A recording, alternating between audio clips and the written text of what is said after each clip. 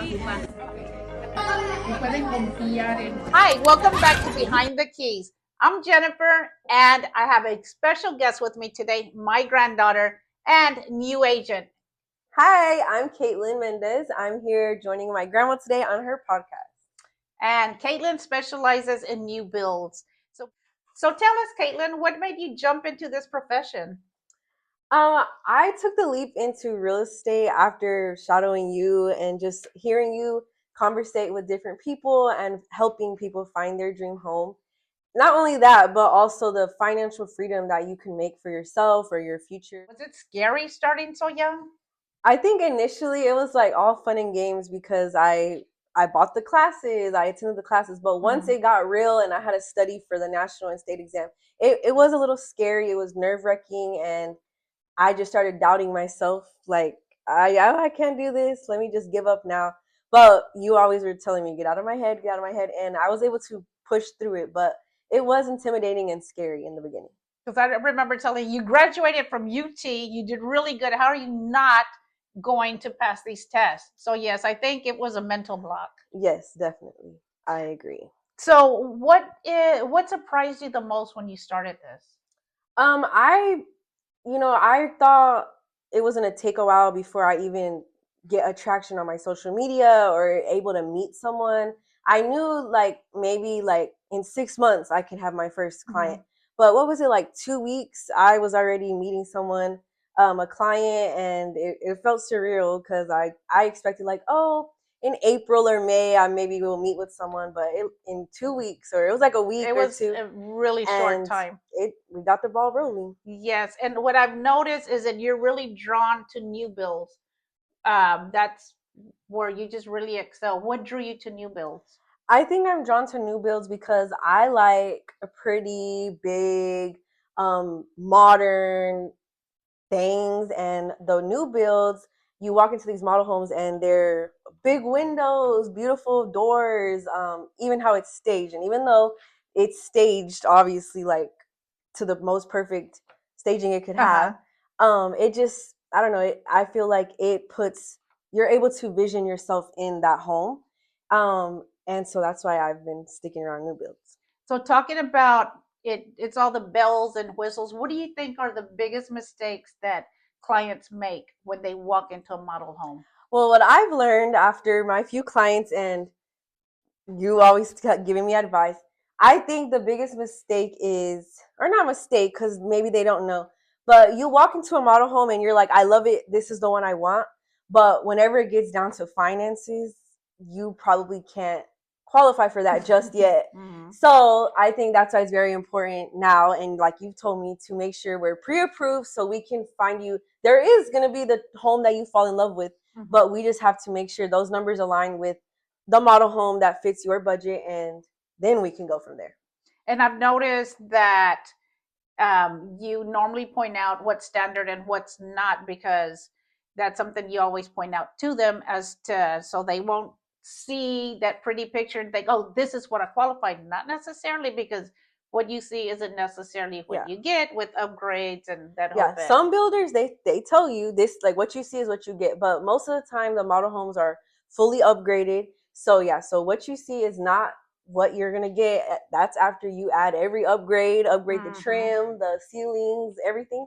But I do think it's important that when we first walk in, like, okay, this model home, what you see is what you get, versus this model home, these have upgrades and etc. So interesting that you point that out, as far as mistakes that, what, I don't want to call them mistakes, but perhaps things that people assume. Yes. And you're really good at pointing out when we walk into a model home, what's standard and what's an upgrade. Because just like you said, they may walk in and imagine, of course we want to imagine ourselves living there, but a model home may not always be in budget. So you're really excellent at pointing out, okay, here's what's standard, this is an upgrade, so it's going to cost you extra money. So I really like that about when you show your new builds. And even so, we can also use that, like if we're showing a client 3 different builders, you can kind of see like, okay, with this builder, this was already included in what you'll buy, versus in this builder, you kind of get the basics, and you That, have to upgrade everything. yeah, that's where all that Yeah. flex money is going to go.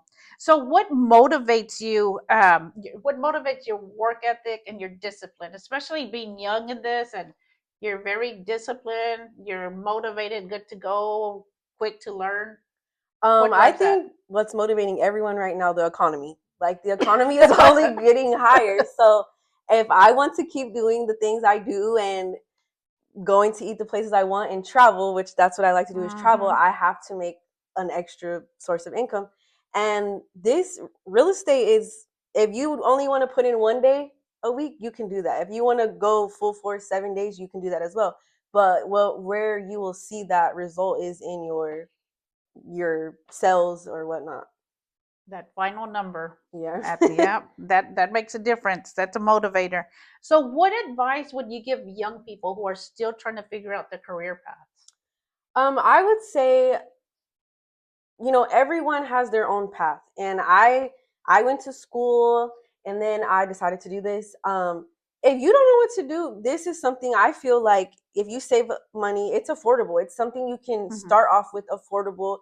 You buy the classes, and it's school. They teach you. You do your 6 classes, and you go from there. But it doesn't just stop there. I guess you have to pay for your classes, but it's also a lot of fees after that. So if you want to pursue real estate, you have to make sure you do your research. Even if you go on ChatGPT and just Mhm. say, in my state, what are all the requirements I need to even obtain my license? And then if you can afford that, or if you need time to save some money, do that. But I do think this is one way. If you want to, do big things and travel, or even if you just like to collect, I don't know, cars or something, this is one way you can give to your hobby without having to go to school for 4 years or whatnot. And it can be lucrative. It, again, like Kaitlyn said, it depends how much time and effort you put into it. You can make a And lot that's of what you money. instilled in me. What you put in is what you'll get out. Yes, exactly.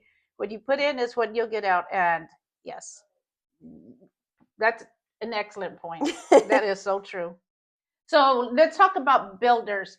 I know when I've visited builders with you, sometimes we sit there and we're like amazed at the incentives that they have. What are some of the best or favorite incentives that you see out there? I think right now one of my favorite incentives is the lease buyout with Ashton Woods. So I was in an apartment last year, and well, at the time I wasn't thinking about a house, but if Mhm. I was in an apartment right now and I wanted to move out, but I had my lease and the early termination fees are high, Ashton Woods is willing to buy out your lease so you can move into a home. So I think that's a really great incentive. As well as like other builders, they have the appliances, blinds, garage door opener. What else was it?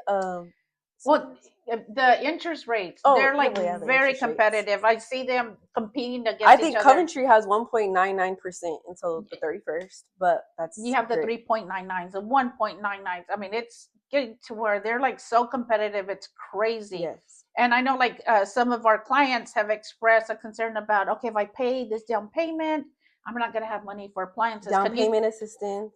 and what else on the appliances? Oh, yeah, like basically, they're like, if the builders are willing to work with you if you're ready to buy a house.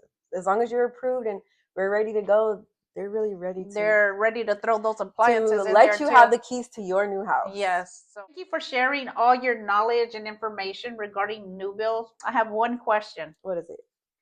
What is the best deal, your aha moment, like, wow, not even you knew existed about new builds? I think whenever one of our clients got no closing cost, a USDA, so that's zero down payment, Mm-hmm. all appliances, blinds, and basically all they had to pay was the earnest money at the end of the deal, and they were able to get in their new home. And then you even got that reduced to 500 earnest, and they got it back at the end of the And you get it deal. back at the end of the That deal. was Exactly. crazy. That client, that was amazing. Yes, it I was. think that was one of the best closings that we've had. So if people are interested in new build and want to take advantage of these wonderful, amazing, these are amazing incentives, how can they get a hold of you? Well, you can find me on Instagram, TikTok, or Facebook at It's Kaitlyn Mendez. And you can call me or text me at 512-399-0310. Thank you for joining us today. Y por si no lo sabían, Hablo español. See you next episode. Bye. I think that's one of the biggest things where many people think that they're too far off and que ya no pueden, when in reality they're super close.